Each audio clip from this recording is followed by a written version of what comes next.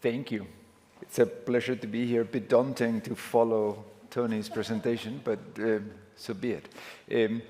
So I'm a neurologist as well, and I believe we are at the tip of the iceberg of the development of technologies that may well represent tools rather than actual human enhancements, but that would allow us to do more things than what we do. My primary objective to recover or address disabilities that afflict us. But there is the danger, at least, of losing the main purpose and potentially misusing some of those technologies for other purposes. So I welcome this opportunity to be here in this forum addressing these questions. These are my disclosures. You'll have them. So, my goal is to discuss the fact that I believe we have now already technologies that allow us to measure and characterize brain activity that underlie human behaviors, cognitive abilities, emotions, and so forth. But furthermore, that we can modify that brain activity, thus modifying behaviors and cognitive abilities and emotions that can be applied on the one hand, to gain fundamental insights into human brain function, and I'll try to illustrate it a little bit.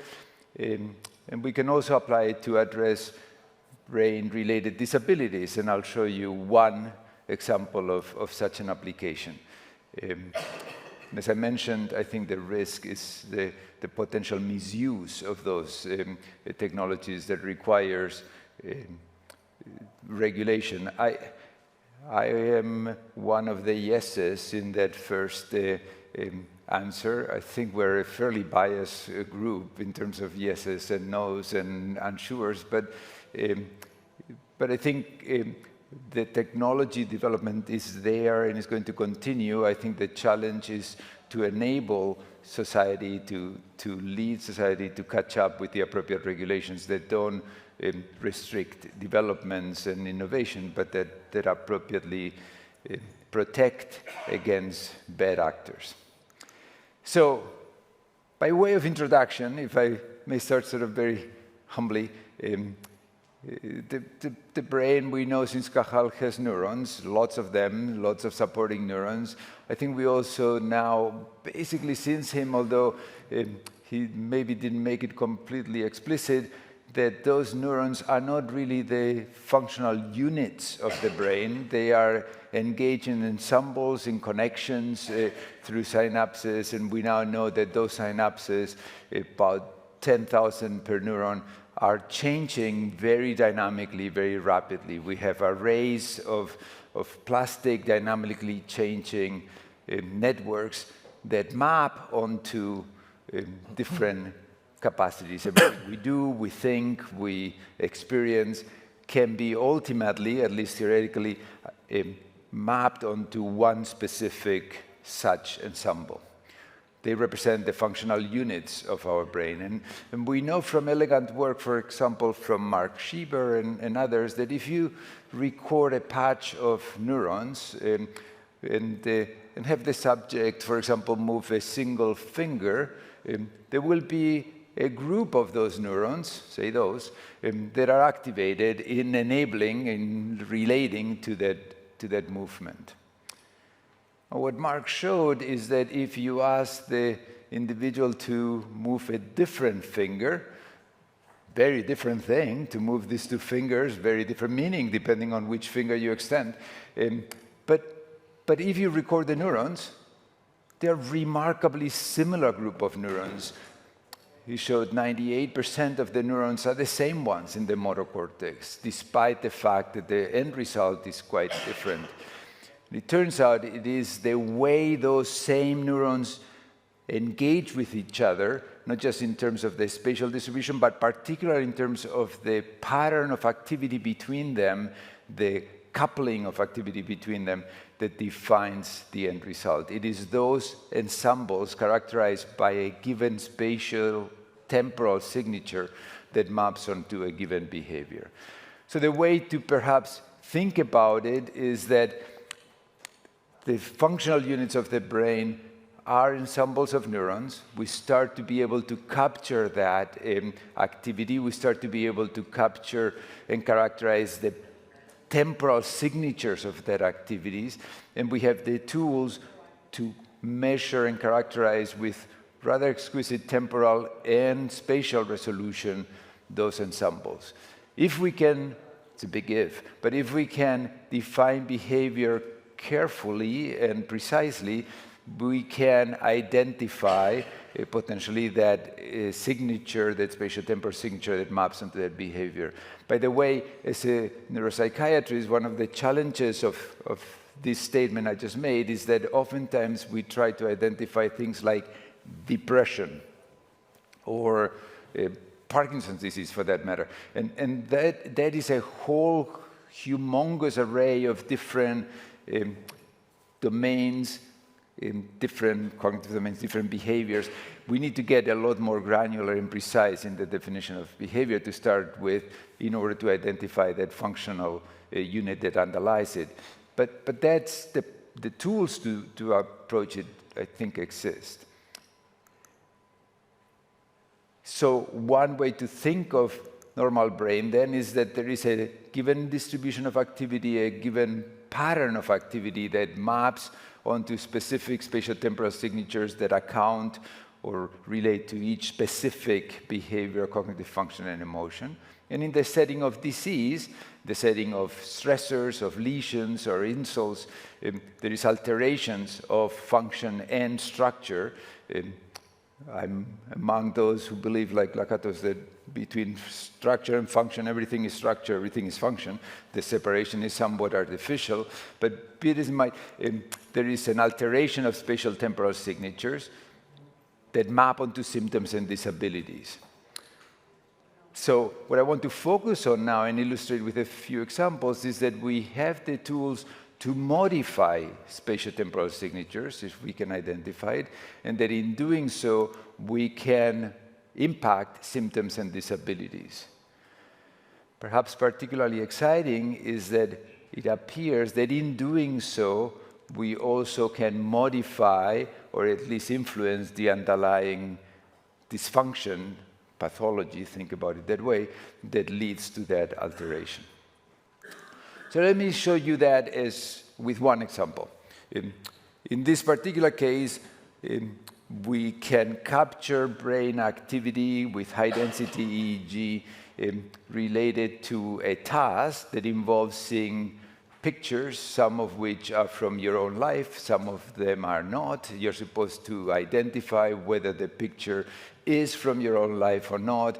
It's a sort of episodic memory task, and we can record the brain activity, use source imaging to localize it rather precisely to brain structures. It involves activation in hippocampus. It is related and coupled with activation in cortical areas around the angular gyrus, and we can then define a brain stimulation montage that targets that part of the brain identified at the appropriate oscillation, at the appropriate frequency of stimulation that ought to be there based on a population of normal subjects. So we can look at this task in people who are healthy, establish a normative data set, look at people with Alzheimer's disease, early dementia, who have deficits in this area, identify the alteration of that spatial temporal signature, and ask the question, can that altered spatial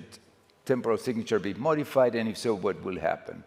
Now, remarkably, we have the technology to do so at home, and we'll hear more about that, I'm sure, from Anna Maikes later today. But we can develop this montage in the lab and then program a tablet computer, essentially send the person home with it, have them do the stimulation at home for a few weeks, and assess, monitor remotely their application and assess the impact subsequently. So what happens? So if you take a normative data set and you look at the electroencephalographic signature of the performance of that very simple task, you get a particular pattern that you see there with certain components that are quite clear. that are also quite clearly absent in patients with Alzheimer's disease. And as I mentioned, you can localize where they map to. A patient with those characteristics is illustrated here, one of those Alzheimer's patients. This is somebody who, over the course of 2.5 years, has progressively lost more and more of the ability to recall what they have done. This is a golf player who's still playing golf, except now you ask him, did you play golf yesterday? And he'll say, I don't know.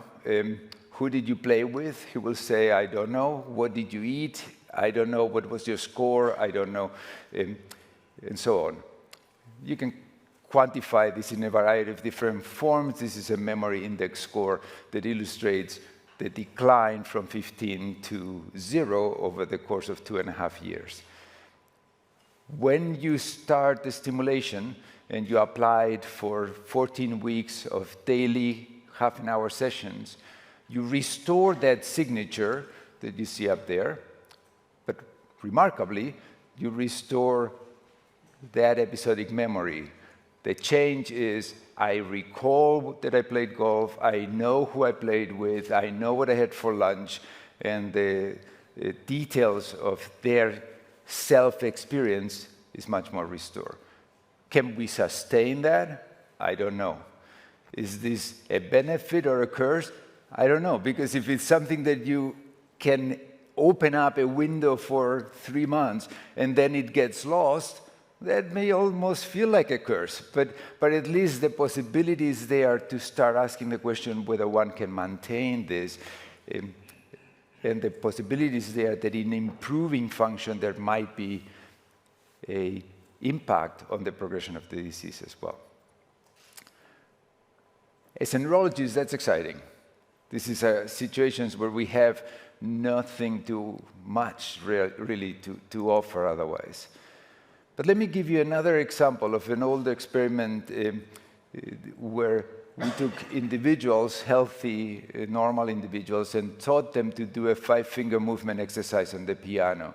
When you hear the metronome beat, push the thumb. When you hear it again, push with the finger in between to the other fingers. And not surprisingly, you pay them enough, they practice 2 hours a day, and over 5 days, they get quite good at it. And we learned that what is going on over those 5 days is that an area of about 1.5 inches by 1.5 inches centered over the motor cortex shows a remarkable expansion in the representation of those finger movements, those flexion movements. That expansion is correlated with the learning. So Masahiro Kobayashi, in the lab a number of years ago, asked the question, so what if I use brain stimulation to induce that change in the representation? What if I apply stimulation, enhance the cortical excitability like it should be 5 days from now, and then engage the person in practice? So I apply the stimulation, I demonstrate that enhancement of that increase in activation of those cells, and I couple that with practice, and your learning curve is way steeper. You derive a lot more benefit from a lot less practice. You gain, in this particular experiment, 3 days. You cut it by half. Now, I don't know how to play the piano, but I could think that it might be nice to do so with less effort, and what is the risk and the downside of that? So one last point in the last 46 seconds. If I do another experiment and now ask you to choose to use your left versus your right side when you see a green light appear, and then hold on to your choice, and when you see the red light, execute that choice. Free will kind of experiment. What we know is that that same part of the brain that leads to the finger movements ramps up in activation up to the point of your choice and up to your point of execution. And we can measure that ramp up before you say you've chosen. So we can tell what you're going to choose on the basis of the pattern of ramp up of activity. The net result in this particular case, in this particular individual, is that sort of split.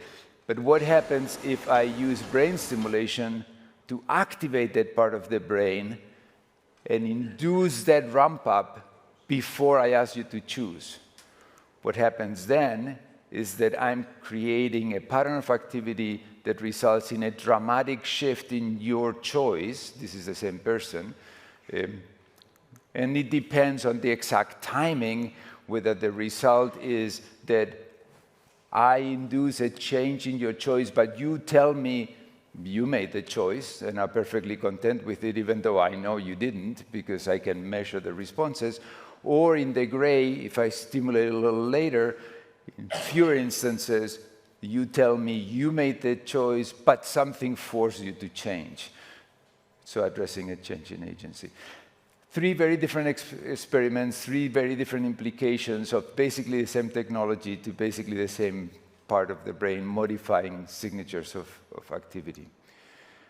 So again, great, exciting potential as a neurologist to address brain-related disabilities, but the potential risk of, quote, misuse, depending on the actors and the intentions and the temptations we sometimes have of make things easier without realizing the potential cost overall in time.